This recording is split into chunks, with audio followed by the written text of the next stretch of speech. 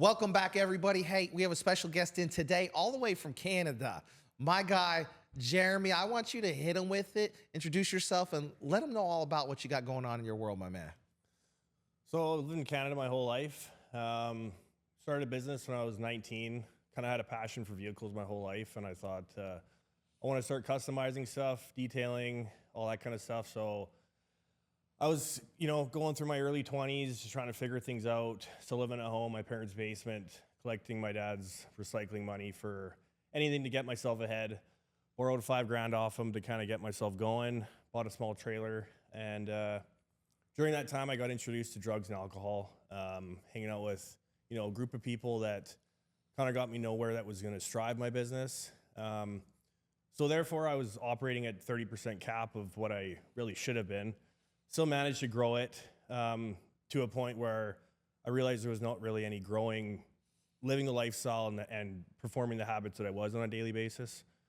So basically, I started following Wes online for a couple years, and I thought this is something that's going to really recalibrate my life. And ever since I changed my habits, I started really focusing more on myself, what is going to make me happy, give me that inner peace that I always chased through my 20s. And as I developed, to know myself more, improve my relationships with my girlfriend, my employees, all that sort of thing, my business basically doubled. And so now I'm chasing a bunch of aviation contracts, private jets, a lot of customization and high-level vehicle, that kind of stuff. That kind of stuff. So I want the world to understand something. We talk about this regularly in so many episodes on this podcast, is the link between personal development and success, personal development and relationships, and personal development in your spiritual journey. Now, I'm no stranger to drugs and alcohol. Not too proud or embarrassed to talk about it, but why were you using those things? Let's just get to the bottom of it. What was the purpose driving behind you using alcohol? Was it for entertainment? Stress management, a little bit of ADHD, like what's going on? I think it was a mix of both. I think I got caught up in that lifestyle that, you see all the music videos of all the cool guys with driving Lambos, smoking big blunts and living that kind of lifestyle. And I thought that was going to bring me closer to what my goal was. And so I was, stress management during the week. I had long days, long hours, stressful moments in business. And so, I'd buy a bag on a Saturday or a Friday night and it would go till Sunday morning kind of thing. And it just never stopped. I love it, man. What's funny is that our media, entertainment environment in the United States really heavily pushed, that sort of imagery on our young people. And even in my same age, I mean, we had, Scarface and all the rappers and ball players, and it was all the same. Drugs, alcohol, exotic cars, and get lots of hot chicks, and everybody wants hot chicks, right? The problem is what they don't tell you behind the scenes is the dark side of that is almost all those people's lives fall apart silently every day, just a little piece of destruction, and their world just crumbles around them slowly. Yeah, and that was me, man. Like, I'd come back to life or reality on a Monday morning after my false reality that I believed was my life. And I would just almost hit a giant reset button because I'd just start back from square one. I'd have a successful week, and then I would, get into drugs and booze on the weekends and hang with all these people that really didn't inspire me to do anything with my life. And I would have to start all over again until I realized that once you distance yourself from all that negative energy and the habits that really aren't bringing you to the place or the goals that you want to get to, then your life really transpires into something that you really want. Oh, 100%. It opens up. I mean, you're not going to get anywhere without doing the work. And if you're 2 days out of 7, you're taking 2 steps backwards. You could be moving forward, but you're not moving anywhere. And most likely you're taking a couple back steps. So out of a 7-day period, and there's only so many productive hours, you're losing, 20%? And then, the hangover, the fog, on a Monday, and probably there was some early starts on Friday. So you have a collapsed work schedule where you're only doing 50%, maybe even 30% of what you're entirely capable for. And that's the damage it really does to you. And you just don't notice it. No, and that was me too. Like my employees, just all the energy that you give off is what you attract. And basically, my employees would pick up on me coming to work on Monday with a runny nose and just operating on a very low frequency.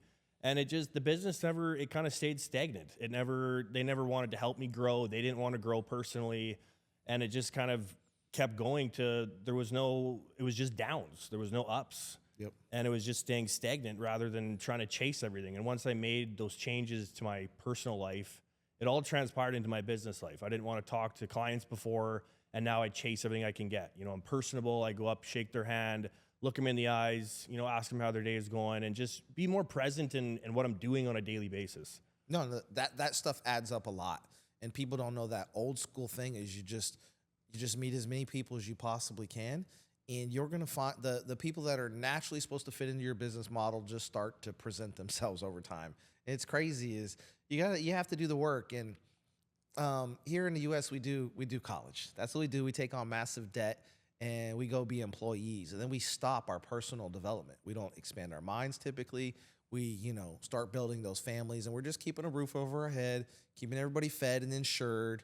Everything's normal, and we're kind of good. And drinking Saturday and Sundays is just a cultural thing in the United States. And the moment I dropped those things, my life personally opened up, and that's why I'm so passionate about hearing about the journeys of all these entrepreneurs, because they have something very similar in common.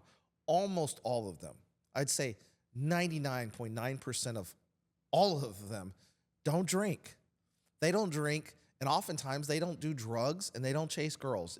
Maybe it's just my personality. That's who I hang around now, but I'm starting to see trends because I ask almost every entrepreneur, like, yeah, I haven't had a drink in 10 years.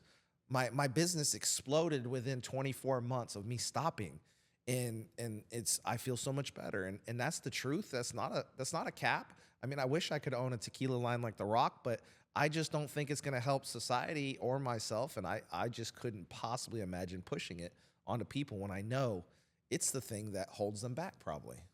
Yeah, and I think it's just the fact that it's so normalized in today's society that people feel they need it to have a good time, and that was me. Like, I thought I couldn't go out without having a drink.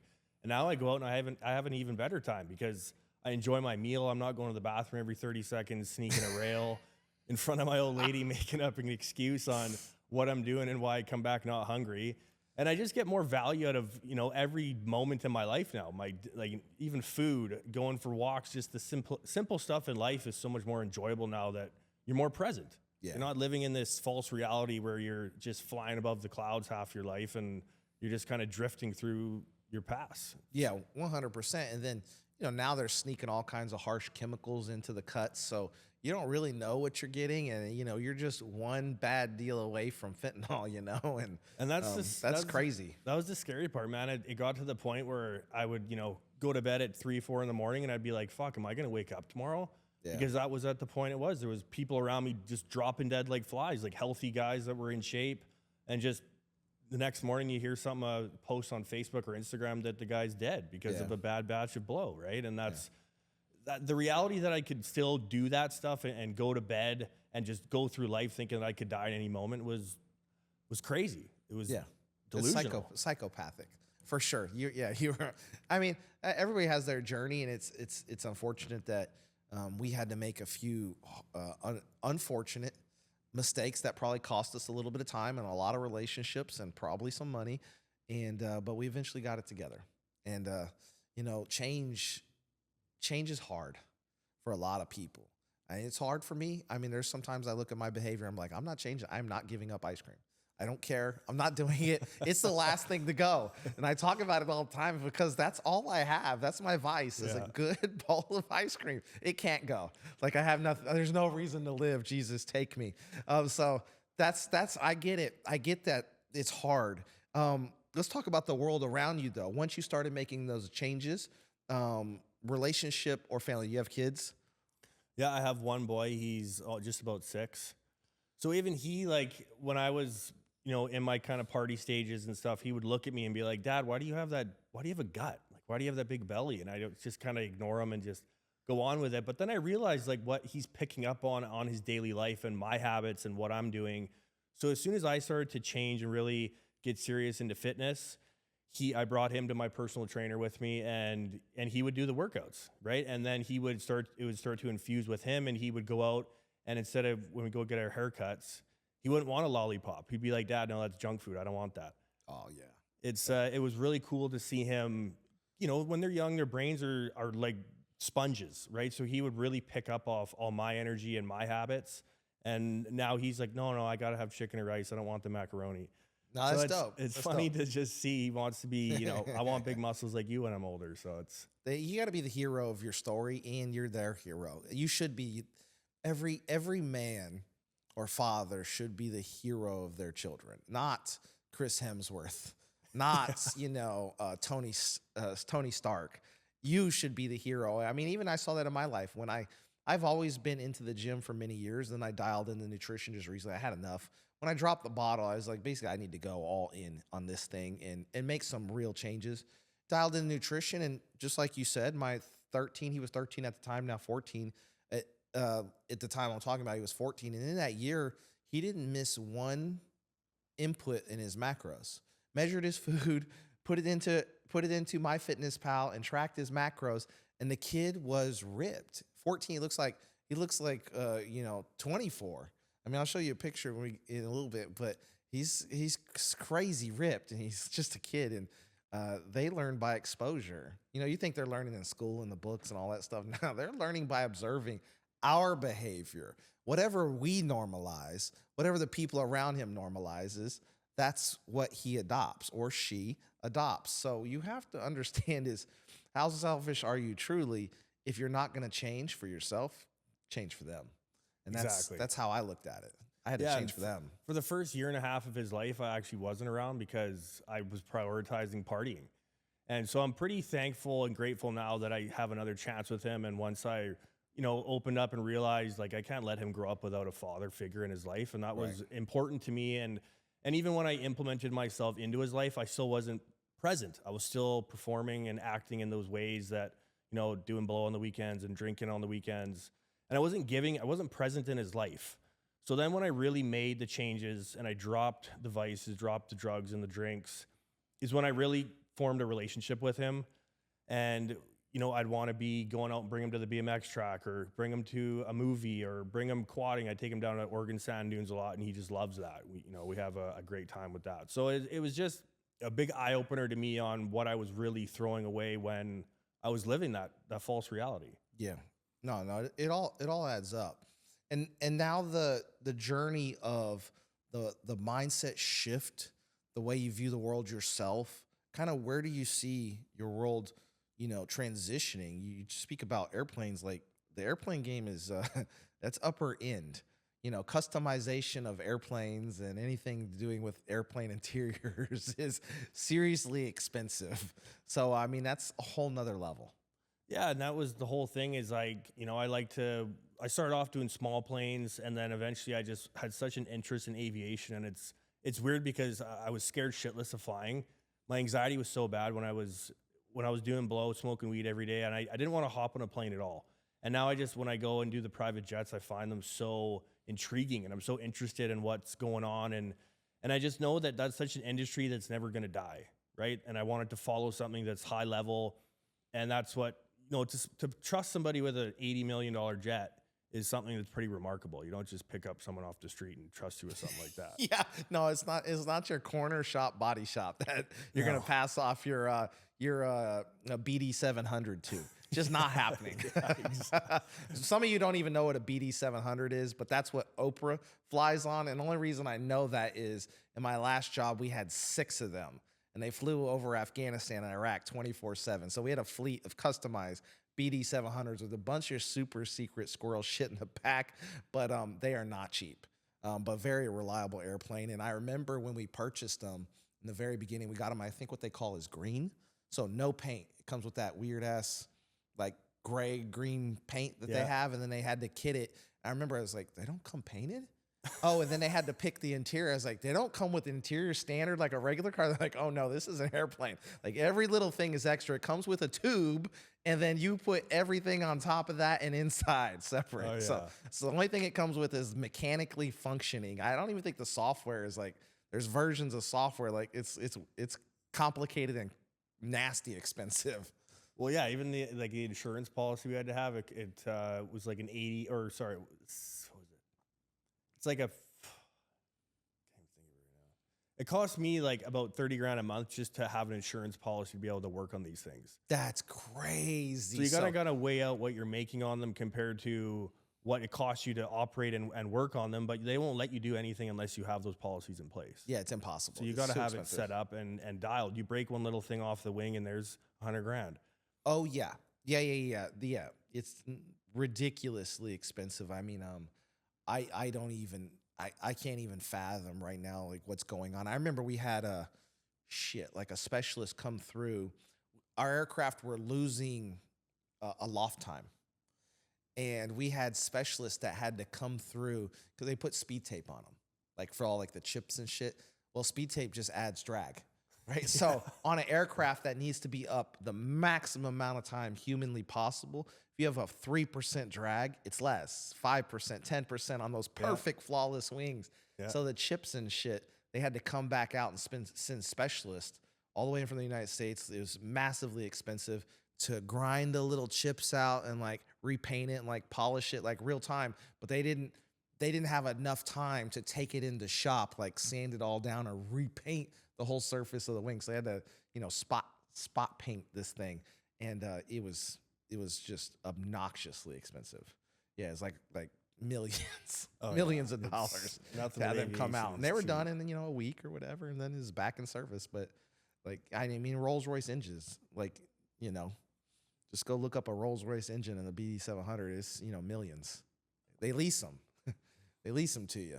Yeah, I remember I asked when I first started getting my first contract with Aviation, I said, I'm just curious, like, what would it cost if I wanted to bring my employees to Vegas or something? And he's like, well, we lease this one for $16,000 US per hour. Plus, if you stay for, say, 3 nights, you got to pay the hotel stay for both the pilots. So I added up in my head, and I'm like, fuck yeah, it's a different game. The bill, yeah, different game. Yeah, it's a different level. Different game, sure. Man. Different game. I mean, it goes to show you. Think about, what is that? Air Force One or something like. These royalty members and stuff driving around in a 747. You're like, holy bajolies. That's a lot of overhead just to fire those engines up and take off. Yeah. Whole staff and crew and parking and nothing. Yeah, fuel. Fuel. Yeah, and doing aviation, it opened me up to a different perspective of how I operate my business. Like before, I'd always want to hide anything that I bought. Like anything fancy, I'd always want to keep on the down low. I never wanted to let anybody know what I had. And then actually when I bought my Urus at home, people were like, well, you're going to start losing customers when you do that. And I said, no. If I lose clients because I bought a Lamborghini, it's going to be the wrong clients because I use this now to inspire people. And it comes down to, if you got some guy cleaning your stuff or cleaning your plane or your jet with a Lamborghini, you're going to trust them more than someone who's not. That's just the way I started to look at it, of inspiring other people that if you put all the work in and you want to reach your goals, this is what you could get. Yeah. That is a very old money way of looking at the world, is hide your money. And I think there's a massive shift in the culture to where it's becoming very normalized. And I think you see that very present in Miami is the exotic cars, G-Wagons, Cullinans, and Rolls Royces grow on trees here. And I think it's starting to culturally normalize. Okay, if you have money, it's okay if you drive around in a car that's 0.0001% of your annual income. I think it's okay, right? Is the difference between a Urus and a Honda Civic to someone that makes $100 million a year or $20 million a year is pretty much nothing, right? The difference between a Honda Civic and Cadillac or a Lexus for someone that makes 30 G's a year is massive. Like, you're not in a car you can really afford, most likely. They're in a car that gets them to point A to point B, and it matters for naught because it's so non-impactful to their budget. Yeah, exactly. And that was the big thing. I couldn't, rewind a year ago. If I tried to say, hey, I want to buy this Lambo, I wouldn't have felt the same. Like, just sitting in there knowing what I did on a daily basis and what I did on the weekends with my habits, I wouldn't have been happy getting into that thing and be like, fuck yeah, I worked for this. Like, I'm proud to drive this thing now. So, You know, it doesn't matter if you have the house, the chick, the cars, whatever. If you're not being the best version of yourself every single day, then it's not going to mean shit. Oh yeah, And that's 100%. just the way I started to look at it, right? And now I get in that thing, I'm proud. I'm like, fuck, I worked hard for this. Yeah, you earned it. You earned it. I don't think it's a flex. I mean, even if it is a flex, cool. I mean, I like cars, so I like other people that like cars. And if the car's made in Europe and it's got a Borghini on the end or a Rari, I kind of like it. Yeah. I'm just like cars. I don't care. I don't care, bro, that you're driving around in the Richie and have a car and work on airplanes. That's cool to me. I think you're showcasing what we thought was cool when we were kids, 10, 20, 30 years ago, and putting a positive spin on it. Yeah. Everything that those people were doing to get where they were at and showcase that they were the man and they were big and they were powerful and they were famous and successful, we see currently a shift where it's the positive version of that. You can still do those things and still be a very good man. You can have one woman, you cannot drink, you cannot do drugs, and you can still be jacked and a stud driving around in a Lamborghini and do the right thing. And that's a very new concept, I think, because I don't really remember seeing I think there was always a negative connotation around the people that drove those cars. Oh, they were pricks, they were assholes, they were, taking from the poor, kind of thing to live rich. I think we're seeing a massive shift now, a massive shift culturally. Yeah, I agree with that. And it's funny too, back in the day, like in my, even when I was a kid, and I go to the book fairs in elementary school and I used to have Lamborghinis on my walls. And I'd say to my dad, one day I'm going to have one of these. Yeah, 100%. He said, well, you work hard and that's what happens. So it's just kind of cool that, you fast forward, 25, 30 years, and now I have one in real life. So it really inspires me that, there was a lot of hard times in my business where I was going to quit. I was going to say, fuck it, I can't, this isn't working. I got way too much going on. Maybe I should just go get a regular job and just, be that guy. But I'm really glad once you really stick with something and you push through it, then it just shows you can really get through anything and achieve your goals of what you want in your life. Oh, 100%. And it takes time. Oftentimes, I mean, when we grew up, we didn't have the internet to push our businesses very easily. So we had other ways of marketing and, papers and magazines and mail, all those things. And those still are effective today. But with the power of the internet, I think we can massively accelerate our success timeline because you have the ability to reach out to a mentor that can short circuit your success.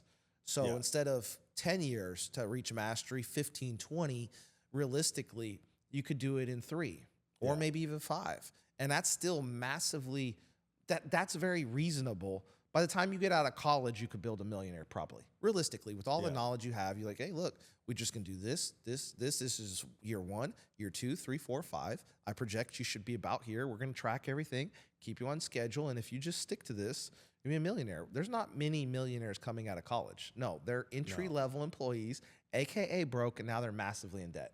Yeah. And it doesn't matter if they're an attorney, a doctor. They all suffer from the same, unless it's mommy and daddy's money, they all suffer from the same thing. 5 years of no experience, just college and no income. Yeah, exactly. And a lot of people these days still say to me, oh, you're so lucky for what you have. It's like, well, no, we were born with the same chance here. You just chose to live your life in a completely different way than I chose to. Yeah. And a lot of people focus on, they say, oh, well, 15 years is way too long to wait to have success. And a lot of people these days just focus way too much on the result instead of living through the process you got to live through the course to be able to get to the end result. And that's what makes it so much more worth it, inside yourself to be like, fuck, I did this. Yeah. No. There is a certain component of success that is just surviving the ebbs and flows of life and just not giving up. As you build momentum, the other businesses around you are closing, they're retiring, take a little bit more market share. There is a timeline trajectory where you may not necessarily need to develop any skills, extra skills. You may not necessarily need to push your product anywhere further, but at some point, the things around you start to collapse and you just consume market shares because you're the last one standing. And there is that component. That's why it's so important to know the timeline on where businesses give up. The 75% give up in 3 years. The next 25% give up X, right? You have to hit these milestones And if you're resolute in turning a profit at year 5, the likelihood that you're going to fail from 5 to 15 to 20 is pretty low because you figured out all the hard shit. You know, the marketing, the sales, the administration, the taxes. Jesus, you're in Canada, so they tax you upside down and inside out. So it's crazy. So you have to stick with anything to get the dream life at the end. It doesn't matter what it is. I see it in my life.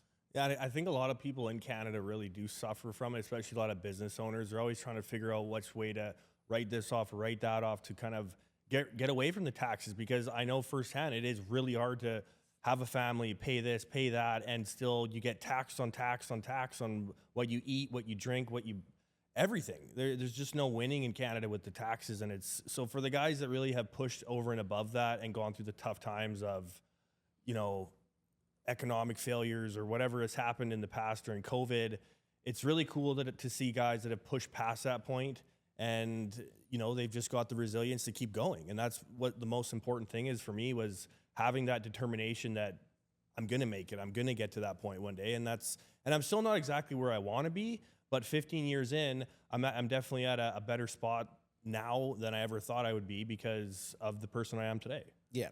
Just experience. You have the wisdom. You know, those old salty dogs, they have something to give back, man. You say you survived, so you don't live life in putting in proper work and not have something to give back. It's really not possible. I don't care if you played the piano your whole life, the guitar, you were a teacher. I mean, you're an expert in a field after 10, 20 years.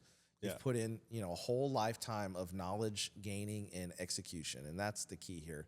And he keeps grasping for more. So when you sit at a level, I'm sure you're dissatisfied. Yeah. Right? You'll be like, I've mastered this level of the game. Like, what's next? Yeah, exactly. What's next? And keep pushing the envelope to see what you're made of. Yeah. It's just, and that was a big thing Wes put on me too, was usually I would have been content at one level, you know, okay, I've made it here, so now I'm just going to kind of coast for a bit. But he's just gotten my mind that once you hit that one level, then you want to go to the next and go to the higher level and go keep elevating yourself to the point where you just keep pushing yourself. And then eventually you get to the top level and you're like, you look back and think, fuck, like if I didn't have that kind of determination and that mindset, I would have never have made it to this point. Yeah, 100%. Wes teaches basically offensive life. Now, offensive in it's on the attack, but then you watching how fast he's going to execute is going to offend you. And all he's simply doing is treating his life like a chessboard. It's warfare. So the moment he grabs a spot, he doesn't say, I'm good with, you know, my knight to, you know, position XYZ. I have to now get back in the game and reach for another one because I'm trying to win the board. Yeah. I'm not trying to win the square that I'm at right now. I'm trying to take the board. Yeah. So and win the game. And the game of life doesn't happen in a day. It doesn't happen in 30. It happens over decades. Yeah. And you have to stay on the attack. If you look around and you're like, oh, I'm comfortable. Well, then you're not living to your full potential. And it's really that simple. You'd be like, man, I've been at the same spot for 30 days. Yeah. Money's in the bank. Clients are coming in. I've been hanging out. I'm the same level of fit. Yeah. Chick's happy. Kids are happy. Well, let's mix it up because I'm not being challenged. And that's easy to fall into that loop. Yeah, and that's the thing. People live their comfortable life and they have these habits that they're just, you know, content with on a daily basis, but they're not pushing themselves. And then the thing is, in 10 years, they look back and they're like, fuck, like what have I have to show for this now? This is the tough pill I have to swallow for this comfortable life that I've decided to live and just kind of placate that I'm not worth more. And people don't believe in themselves. They don't believe in putting in the work. And that's the biggest thing for me. It's like I look at people and it's like, fuck, you're worth so much more. Like, how do you just degrade yourself like that and settle for the bare minimum? Like, Yeah. I'll never understand that with young entrepreneurs. They just give up so easily when there's so much more that can be gained. I think young people, I think I was definitely one of those types of people. I fell into a situation from time to time where I was very content, wanted to enjoy my youth. I remember hearing the wisdom over and over again, work the hardest when you're the youngest so that you can cruise the easiest and the farthest when you're older. That doesn't make sense when you're in it. It only makes sense when your beard looks like mine. And then there's these aggressive young entrepreneurs that are 20 and 30 years old and they're not doing the mistakes you're doing and you're watching them accelerate so fast and you have a hard time keeping up with that is because you're aged and you had your moment and you squandered it. Life is precious. You get one shot. So you need to work while you can, because later in life, you might not be able to do it. I mean, there's some people that won't be able to work a 60 and 80-hour week. Some people won't be able to work a 40-hour week when they're 40 because they made a lot of poor choices in their youth. And you just got to get with the business and then get it together. So for you specifically, what does your day in your shoes look like? Give us, kind of your routine here. Because a lot of these people out here, they're sitting on their couch, they're 30, 40 pounds overweight, they're not entrepreneurs. And let us know how it looks. What time do you get up? What do you do through the day? And what are you eating besides air? And what's going on? That's how you get the sick pack, right? Yeah, that's right. Just air, people. It's a huge difference from what I used to smoke my weed pen from when the sun came up to the sun went down. I'd eat like shit or whatever I wanted all day long. And I would just drift through life, just kind of wherever the wind blew me, that's where I was going. I had no sense of direction or anything like that. And then every night, as we were talking about, the 1 liter of the Haagen-Dazs, the chocolate almond was my favorite. So I would just dummy that whole thing in a night, and Teresa would be looking at me like, "Are you know what you're eating? You see the contents on there?" And I had no idea what that was really doing to me mentally, physically. Waking up in the morning feeling like shit. So I'd have to drag myself out of bed at 8, 9 in the morning, and my guys would be in the shop waiting. Kind of, what is he doing? Like, is he coming out today, or is he hungover? Like, where is he? So now, once I've changed everything about my daily habits, I get up at 4:30. I go downstairs, feed the dogs, and then I read my personal development book for 10 minutes. Just kind of gives my brain a positive note for the day. Whatever, I just flip to a page, and that's just kind of how I see what the universe wanted me to learn for that day and really focus on. Instead of just reading page by page, I like to just, it makes it more exciting. So once I do that, I down my scoop of dead game, get my caffeine in me, and I go to the gym. And that basically, I could be having the worst day, and as soon as I get into that place and I just start driving with my heart rate and just get into the weights, I feel like unstoppable. You feel like you're on top of the world, and that was one thing that really set my tone for the day in business, was that everything just went so much better. Like my employee, I'd come back and smiling, all my employees could sense my energy, and just everyone just vibed on the same energy, and it was just the highest frequency. It was the best thing. So then I actually, after work, I'll usually go to the gym again about 5, 6 o'clock. And I'll end my night off by doing some content with Teresa, or just kind of just getting to bed early and just getting a good start on the day. Yeah, no, I love it. I don't think I noticed very many jets on your page. I didn't look. I gotta relook, see if I see jets. There's on your two pages. There's the ProSmith Customs one, and then there's PSC Mobile Auto Spa. So some of them, most of them are done like by the mobile sector of things, the mobile division. And a lot of the guys, like the private stuff we do, they don't want it broadcasted public. That's a big thing. Like they have the numbers on the wings or on the hull, and they don't want. It's basically like the license plate of a plane, right? And they don't want it displayed through social media and stuff like that. So if we can do interior stuff, we will. Yeah. But a lot of it has to be quiet. Okay. Yeah. NDAs and stuff. Yeah. It's unfortunate. Have you ever skydived? You skydive? No, man. I don't think I could ever skydive. I don't know. It's funny because Teresa's dad has jumped like 3,500 times in his life. Holy cow. And he's just like, bring it on, like give it to me. But I don't know. I'm still getting comfortable with being okay on a 6-hour flight here from Canada. So let's not push the envelope with jumping out of them quite yet. But I think one day I will want to do it for sure. Yeah, one of the last times I flew, there was a girl next to me. And we hit some nasty turbulence, bro. They locked everything down. I mean, like some of the doors were flying open on the bins and stuff. I hit it. And she was freaking out. I kind of fucked her up a little bit, I think. I was like, you know what? It's a good day to die. And she like lost her shit. I mean, I was totally cool. I had my legs up. I was like swinging like a little kid. I was like, this is kind of fun. I was like, I was like putting my hands up and stuff and like totally messing with her. And she freaked out. And I was like, hey, look, here's the deal. I was like, we're not in control of this. This thing's going to be over before, you know it. Just kind of chill, relax. started making small talk, and she like latched on to my arm like a Clawed fucking on. leech, bro. And I couldn't feel my fingers. Like she was on that hard, like pouring sweat and terrified. And eventually we just opened up and then we hit smooth air. But yeah, airplanes are crazy. I've been in some squirrely situations on airplanes. I've flown, I think, 800,000 miles, 890,000 shit. miles, something crazy. Like I'm almost a million mile person. Crazy. But yeah, a lot. Like we were almost hit by like an A10 or something in Germany. Wow. They heard the engines go by. No way. The hull. Yeah. That's how close we were. We heard the whine of an A10 engine as it like brazed past the Crazy. big body carrier that we were on. And like evasive maneuver, and it was like right past. I was like, I don't know if it was that sounds close. Yeah. Did we cross paint with an A10? I'm like, what are we doing? Loops here? Like, let's see how close we go. I'm going right. You go left. Like on 3, 3, 2, 1. Yeah, I was like, no way, man.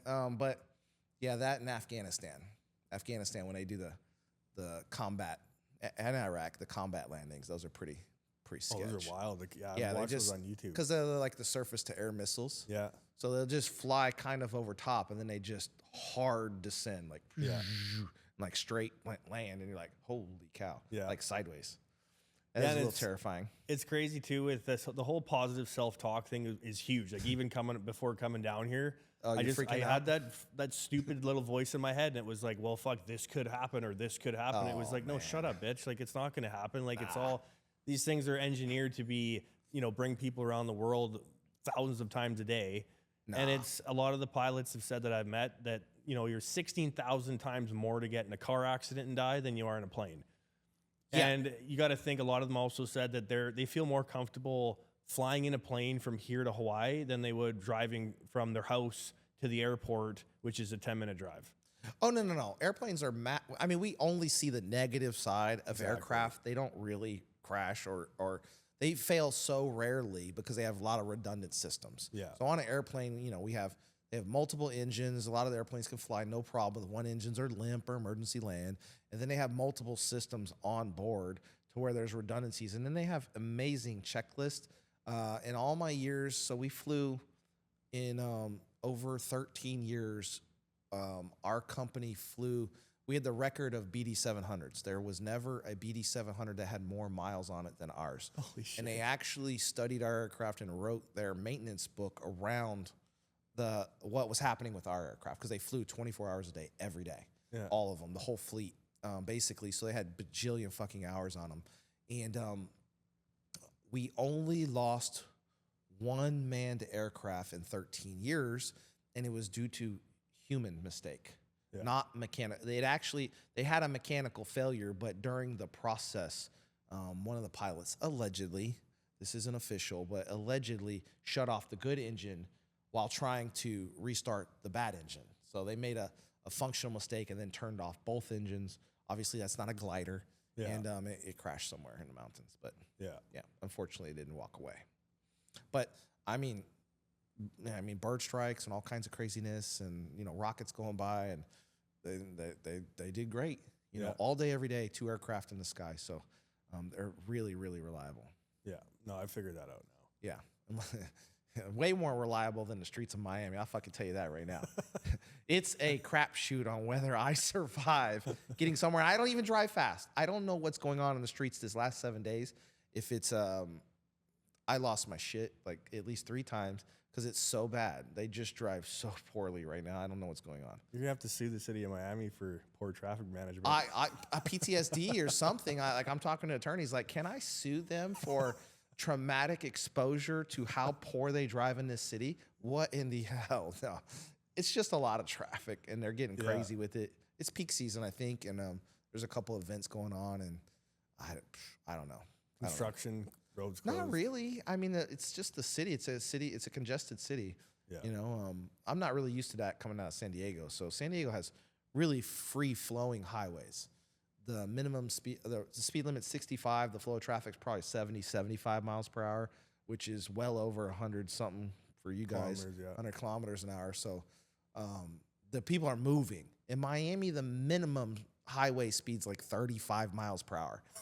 Right. And they use it too. They're like, don't go below 35. Like, why are we doing 35, bro? You're looking around fast lane, fast lane, fast lane, and there's no wreck, there's no nothing. And we're like, like, where are we going? Nowhere. Yeah, I don't think I've ever gone over 25 miles an hour in Miami. It's crazy. It's crazy on the highway. I'm just saying on the highway. Like, there's no, that's what I do miss about Cali is we have really, well, at least in San Diego, we have really good highways. So if you have an exotic or a sports car, you can kind of open it up for fun on the highway a little bit. Here, it's just too congested. It'd have to be like 3 a.m. for you to open it up. I don't know, heading towards Fort Lauderdale. Don't come to Miami. You'd probably be crazy traffic. Like, run away from the city and you could probably open it up. But it's weird. It's just crazy. What was I going to ask you? I had something. Oh, yeah. So you were mentioning a book you're reading. Give us the insight on that. What book are you reading? 177 Mental Toughness Secrets of the World Class. Okay. And that was a book that actually Wes told me to order when I first got on his program.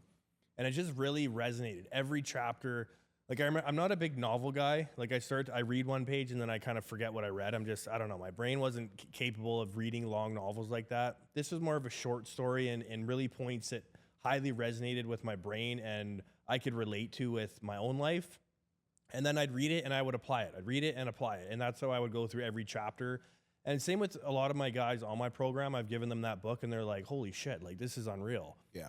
And it's just very simple. And a lot of it is just common sense that you don't really think of on a daily basis. But it's just all little things that add into the bigger picture of the main goal that I actually want in my life. Yeah.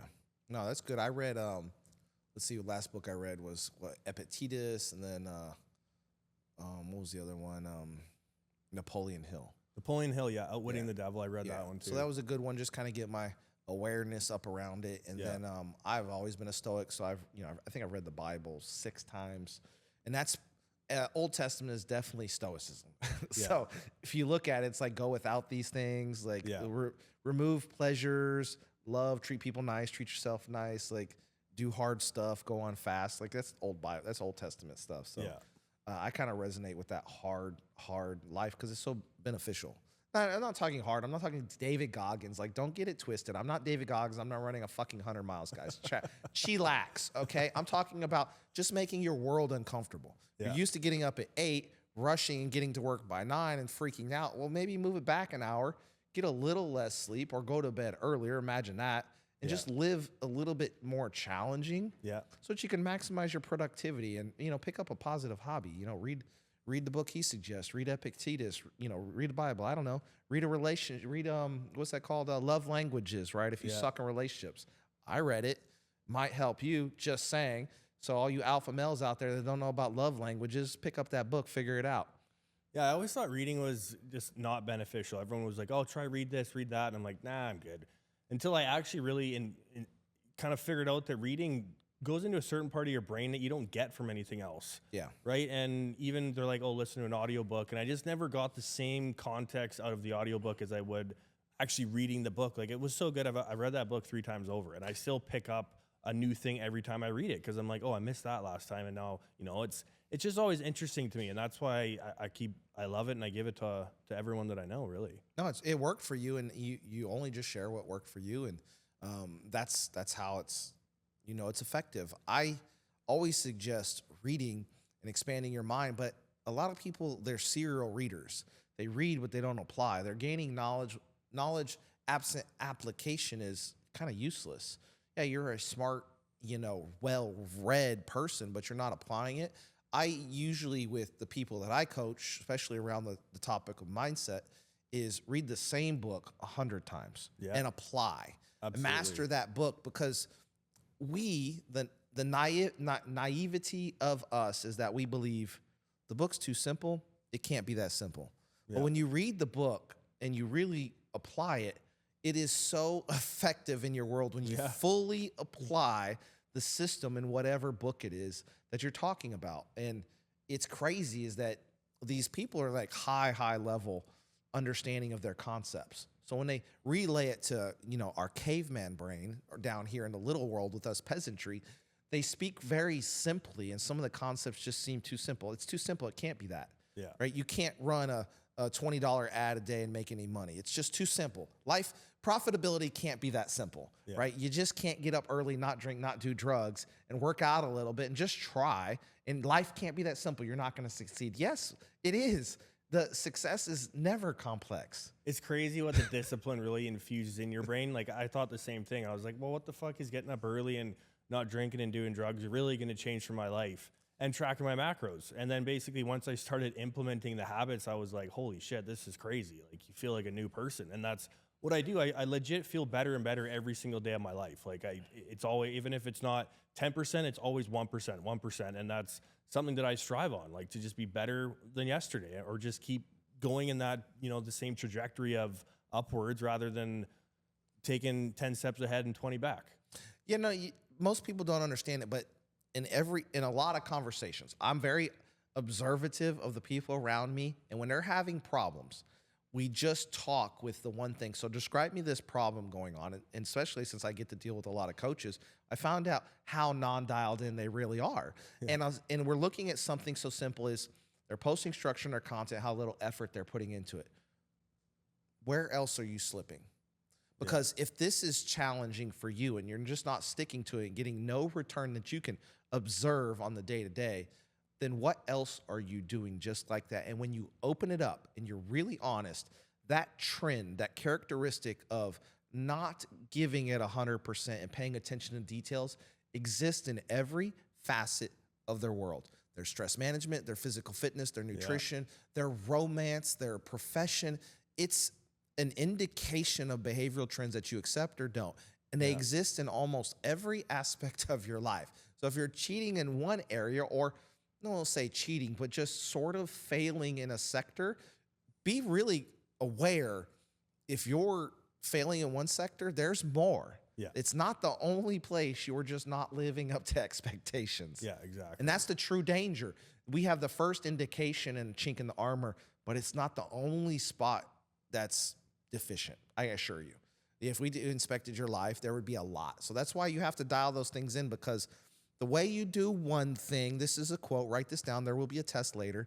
The way you do one thing is an indication of how you just behave everywhere else. Yeah. And totally you got to fix it. Once you fix it, that just naturally transcends to the other areas of your world. And physical fitness, nutrition is difficult because no one around you likes to do that. Yeah. Typically, people look at you funny in the restaurant when you whip out your scale, right? And like, oh, my T-bone here, it said it was 12 ounces, but right here I have 6 ounces cooked. It's not even close. Can I get my other 8? Yeah. And they're looking at you like you're crazy, and then you're weighing your mashed potatoes. Yeah.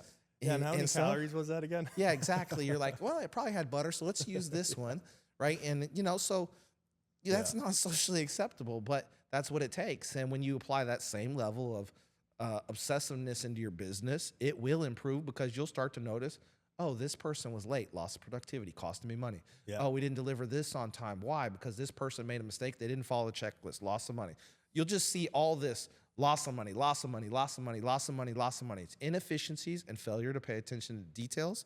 And that's what you're doing in your own world when you're eating poorly and not moving your body. You're just missing the details, and it's costing you, and you just can't tell. And it's so true, that saying that how you do one thing is how you do everything in your life, because it's so true. When you see somebody that's fit, they clearly take care of themselves before they even say anything to you on what they do on a daily basis. You already know.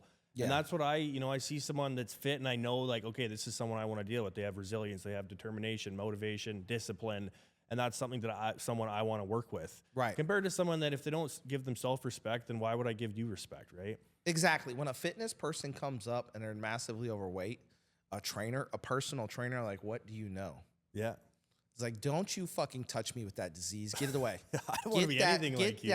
Get that compromising disease away from me, because I don't want that. No. I was like, yo, you fucking Alphonse the Rip motherfucker. I was like, give me that disease right there. Like, I want my bicep veins to have veins, right? Yeah. I want to be all ripped up and tattooed. I don't want to be like shot out, just bum. No. Like, there's nothing worse than the expert that used to be a champion. You look at him, he's like, it looks like he's, got twins. He's got a beer gut out to here, hasn't seen his ding dong in fucking 20 weeks. Like, he doesn't even know it exists. He hasn't been laid in forever, and he's helping these girls, like he's a booty master fucking champion or something. He's like the Brazilian booty god or something. You're like, dude, what? No, it doesn't even make sense. Imagine if that dude was even just fit for his age. This guy's a trainer at one of the gyms, but he's older. But still, if he was just a fit old dude, it would probably make his business better. 100%. And that's 100%. I tell people all the time, like the law of attraction is so real. Like even since I started bettering myself, you know, I look better. People are like, damn, you look younger. Like, what have you changed? What's the face cream? I'm like, bro, it's not fucking face cream. You just dropped weight. You look a decade younger. It's try not drinking for a few months and just watch the change in your whole life. And that's, I swear, what you put into the universe is what you're going to get back. And when people can see that I've changed my life, I'm shooting for this now. I've kind of transpired everything into, you know, just being that best version of myself. They want to use you. Yeah, they want to use that guy that's got his shit together, that has his family life dialed in, has his, you know, his employees are dialed in. Everything about him is on the up and up. Yeah, 100%. That's the kind of people you want to be around because they know you handle the business, and you're dealing with expensive equipment and other people's. You know, a lot of times those aircraft are used for business. They're massive proficiency. They're huge write-offs. You could negatively impact someone else's business by just being, you know, paperwork problems and stuff. So yeah, they have to trust you, and it just makes, it's your resume. And when you leave with your first impression is a solid resume, it makes everything easier. It's like, I always go back to, you know, romance, right? If you were a big fat ass cow chick, right, and you're trying to pull Chris Hemsworth, do you think that's going to work out well? Probably going to be a hard time. But if you were in the best shape of your life, and maybe you weren't the most attractive supermodel on the planet, but you really put in the work with nutrition and diet, and you introduced yourself to Chris Hemsworth, you guys might exchange numbers. You know what I mean? You have a much better chance. And fellas, you're no different. You show up looking like you're pregnant, you are probably not going to date Halle Berry. She's like, please don't touch me with that. Like, you're 3 feet away. Could you suck that gut in, please, sir? Like, she's Halle Berry. It's going to be hard for you unless your bank account has, you know, 9 zeros, right? Or like your third leg is humongous. Like, it's going to be a hard time for you. And you just have to understand is that it's marketability. Make yourself as marketable as you humanly can, and you'll do better, not worse. Well, yeah, when you're successful all across the board, I just don't think it matters if you have money or you got a nice car and then you're a fat fuck and you walk around with your shitty habits. I just don't see that jive. Like, it's like, well, you've succeeded in one area here, but now in the rest of the 80% of your life, you're shot out. Yeah. And I just don't think, I just have a lot more value and respect for a man who you walk up to and you're like, okay, he ticks all these boxes. Like, this guy's got his shit together. Like, oh yeah. You have to be a mastery of everything to compete in the world. Do you want to be, you know, swimming with the regular people in life, or do you want to be the black sheep that stands out? The person that took the time to master a fitness, nutrition, the way they control their mind, substance abuse, temptation of all types, and success, and spirituality, and obviously maintaining a good partner. Would you want to be that person, or the person that just had one thing? We'll just say you were the worst human on the planet, but you had a lot of money. Yeah. No one even wants to be around you. Yeah. Like, if you didn't write the check for that girl, if you didn't pay all her bills, she wouldn't want to tolerate you for 5 minutes. Like, I don't want to be that person. I want to be the person, like, if I went through hard times and I failed by just making poor choices in business or bad luck, like, my person would ride it out for the near term, right? Like, and she knew my dude, hey, he had the balls lost, but he's going to get it back. Watch this. Watch what he does. That's the kind of woman I want around. Not like, well, you didn't cover all the rent this month, bro. Like, so I'm calling Chad. It's been in my DMs for 6 months. Yeah, exactly. Right? He's got me. Right? Well, yeah, he didn't have to deal with any of your problems either. Like, how much does he got you? Like, you're psycho too. Yeah, and it was weird too becoming a coach, because you are the black sheep, and when people look at what you're doing, they don't even understand. They're like, well, what is he doing? Like, why is he acting and talking like this and trying to get me to do something that's not normal? And that was a big thing why I just had to evade, like, the friend group I was in and a lot of people that I used to associate with, because people on that low frequency where I used to be, they just don't understand what you're doing. They can't make sense of it in their head of why you're doing it or how you're doing it. And they almost wish this hate upon you where you do stand out, because you're the only one that's performing these habits that elevate you. And no one understands that. They don't understand it till they do it. They haven't hit the bottom of whatever it is that they're trying to do, and then had enough of it and be like, you know what? Hey, Jeremy, could you help me do something with my world? Because I've had enough. My chick just left me. She cheated on me with her yoga instructor. I don't really want to live anymore. Can you help me get it together? Because whatever you're doing, bro, whatever thing that you've been injecting into your fucking neck right now is working. So could you put me a drip bag on overnight and just like let me get that NMM going? Yeah. Because this isn't work. This existence right here isn't for me. And the next chick I get better be better than that last hoe. So like you got to step it up. It is so true. Once you don't know until you actually do it, because now it's so engraved in my blood. I feel that this is a lifestyle and a mindset shift that will just follow me for the rest of my life. It's not something you do for 3 months and you're like, it was great and all, but I'm just gonna go back to my old life. Like I just don't ever see that happening with people. It's just too good almost to be true. Yeah, it's too effective. When you wake up free of pain, your mind is clear, and you're going harder than the people. People are looking to you for inspiration. Yeah. Every single day, they're like, you inspire me, blah, blah, blah. I mean, that's great, but what are you doing in your life? Like, I think you missed the message here. I'm not asking anything of you. I'm showing you that it can be done, even if you're, have a few years under your belt. Like, let's get you to work. You're 25. You suck. Yeah. And you have no degree, no career. Your chick's pregnant. Like, what are we talking about here? Like, you need to get to work immediately. And in 5 years, you could have a completely different existence. Yeah. And it would be better, not worse. Yeah, exactly. And that's the whole thing with it is that it's like a high on its own. Like it's better than any drug I've done. And I wake up sober every day and I'm like, holy fuck, this is amazing. Like, high on life is a real thing. Yeah, it totally is. And I say to my guys, like, welcome to the high life, because it really genuinely is the high life. Like there's nothing better than waking up, being just on point with everything you want to do. You have complete direction on where you're going that day. There's not like any procrastination, like, I might sleep in for a couple hours and then just maybe drag my ass to the gym, or there's none of that. It's just you have your path and purpose, and that's what you do every day. 100%. I'm the guy, I'm the obnoxious guy that's like driving down the road, oblivious to the fucking world, rapping trap music, singing all the words with the windows down, giggling, laughing the whole time. I'm that guy. I'm very, very content, very happy. I have to introduce discomfort to push me. Yeah. And I use discomfort as a punishment mechanism. I don't do something, I do more. And I take away something, right? So when I make a big sale or something like that and I killed it, inside my head, this is what I tell myself: you don't get to have dessert today. You didn't fucking earn it. And when I make a big sale, I was like, I did everything right. I gave a lot. For me to make that one sale, I gave 10x. And then the world is just basically repaying me. And I nail it. I have that $10,000, $15,000 day. Now you earned ice cream. Yeah. So if I'm fat, then I'm having too much success. I need to level it up because the numbers need to go up. You can't have ice cream at a 15K day. It's only a 20K day. Exactly. You got to keep moving the marker of whatever it is that you're celebrating, patting yourself on the back. For me, it was the C8 Corvette, and that's people laugh in Miami. There's girls laugh in Miami when it starts up. That's a Chevy.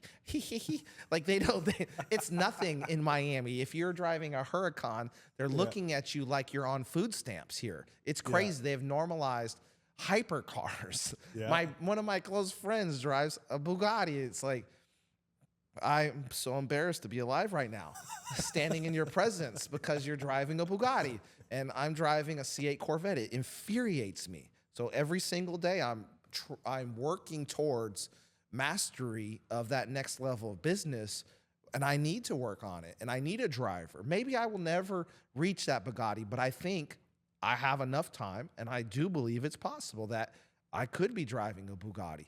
I just piece together the business in the right way. Maybe I'm in the wrong business, but the skills I learn here could expand into another business. I mean, people scale businesses all the time to 8 figures in 12 months. I think you need to add an orange Bugatti or an orange Cybertruck with some orange Forgiatos on it. I noticed something. Now, this is actually offensive. Wes, please don't kill me. But no, he's actually a sweetheart, people, so don't get it twisted. He's actually a nice guy.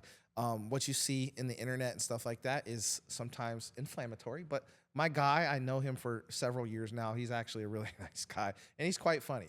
But what I noticed is when his Phantoms parked there was a Cybertruck behind, and it had a wrap of some kind. It wasn't like a crazy color, but it was a little bit exotic in the color range. But almost no one took pictures of the $700,000 Rolls-Royce Phantom, Mansory Phantom. but they were taking pictures of the Cybertruck. So Yeah. my marketing brain right there is like, that is a marketing motherfucker, because everybody that there wasn't one person that went by didn't snap a picture of the Cybertruck. Yeah. They didn't even notice the Phantom, right? And it's so much nicer of a vehicle. Yeah. It's not even funny. It's the thing floats, but you know they wanted to see that Cybertruck. Yeah. And you know that would be a beautiful marketing scheme. I don't like electric cars because they don't make noise and they don't grumble and grind and move and wobble, but the Cybertruck would be a very elegant marketing scheme in Miami for sure. I don't even know what I'd put on it, like something crazy. It had to be crazy. It couldn't be normal. It wouldn't match my personality. I don't even know what. Like, I don't Yeah, even you'd know have what. to make it something with your own taste in it. I Think don't like know. the Dukes of Hazzard Cybertruck. Put Oh, a big yeah. 01 on the door.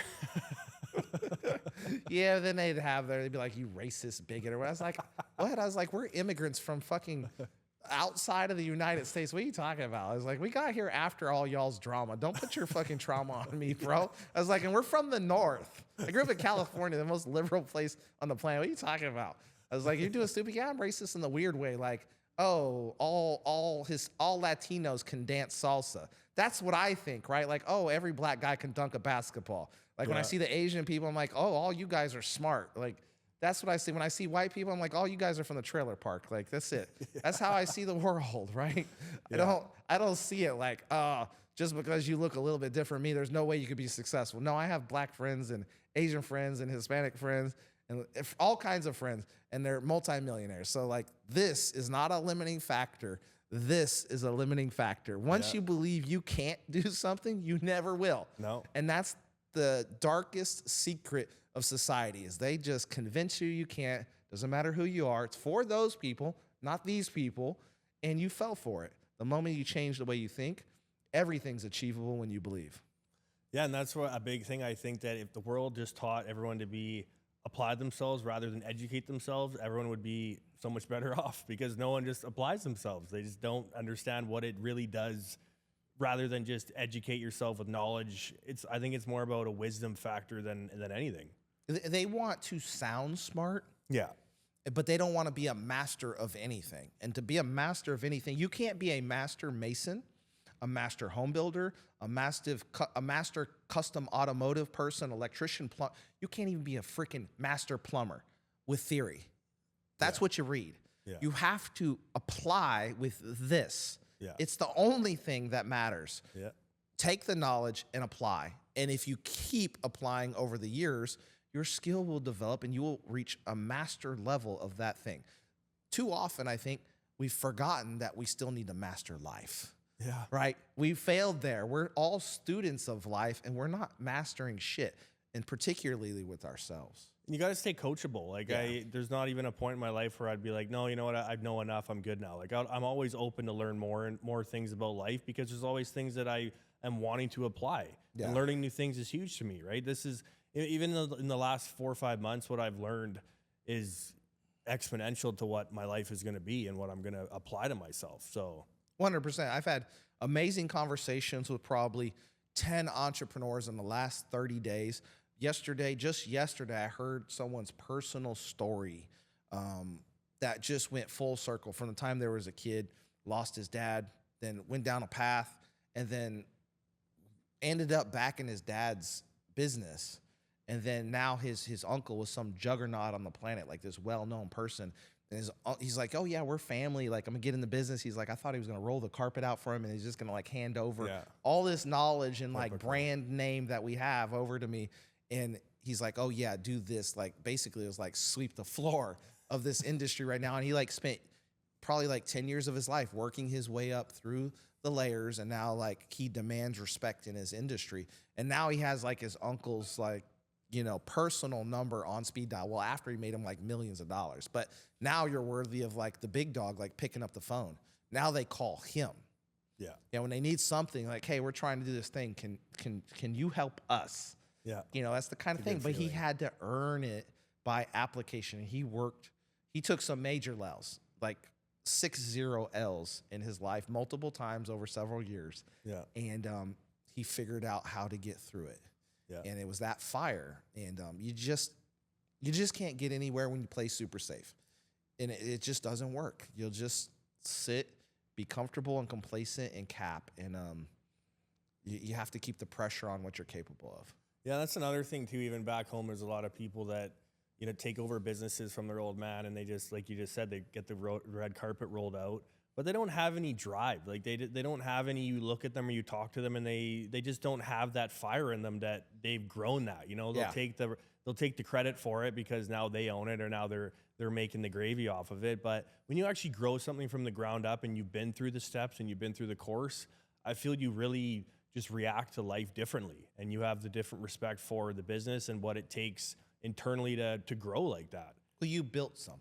Yeah, and You the handout actually thing built just it. doesn't jive with me. I just don't have much respect for people that have the handout mentality. Yeah, I can't do it. I can't respect a person that that stepped into success from is their family name. I just really can't. Now, the people that built something out of nothing, or the people that may have happened to have a family name, but I see how they operate, and they operate like they're starving. Yeah. There's a different hunger required to be a successful entrepreneur. You have to take it to the limit for years before you get your break, and that's just the way it is. Everybody goes through the same struggles. It's required. It is a rite of passage for an entrepreneur. You have to basically lose almost everything, including your life, several times for fun before the success door opens up. All right, kid, we got it. You did it. You really did it this time. So we're gonna go ahead and open up this door, and it's like it's glowing, and there's music. There's strippers bouncing everywhere. Like, it's great. Like, oh, we've been waiting for you. And then they shut the door behind you, and your whole life's different forever. Yeah. And it's that, like, event-changing moment. It just takes time. Yeah, it does. So we're about to the end of this right now, unfortunately, Jeremy. I want you to close them out for me, and just leave them with that wisdom so they can kind of get it together and make some changes. I think if you guys really want something in life, you got to just go and chase it. You got to have the discipline, and you got to get out of your comfortable habits and able to get into that mindset where you can accomplish anything. And just watch once you start to really dial in what you do on a daily basis, how it resonates through every aspect of your life, with business, your relationships, your family, employees, whatever it may be. You might have to leave a lot of people behind, a lot of situations behind, but just know that your path and purpose is what you're doing it for every day. So fuck what everyone else thinks, and just focus on yourself and what is going to elevate you to the point that you want to be at in your life. Yeah, be very selfish with your future, because at the low point of your life, when you look up and say, man, I made some mistakes, which one of your friends is going to write a check for you? Those are few and fucking far between. Yeah. Usually you'll hear the crickets and the door is shut. You look around and be like, oh, all you fools that I got shots for, had all those good times. Yeah. Where are you at? And it's just crickets. And so learn to take care of yourself. It can be a lonely journey at times, but your tribe that will support you and really stand by your side will start to show up when you figured out who you really are. Yeah, and it just makes room for a lot of the high quality individuals in your life, right? And everyone starts to kind of come in at the right time. When you get to that point, you elevate yourself, then you notice the people that are on your frequency start to come in, and they're like, hey, fuck, I like this guy. Like, let's do this. Absolutely, 100%, and I wouldn't have met him. So that was the end of this one. Until next time, we'll talk to you later, and I'm positive he'll be back. He'll probably ride down here in one of his fucking jets next time. That's what's going to happen. Until next time, we'll talk to you later. Peace. Thanks, guys. Yeah, good job.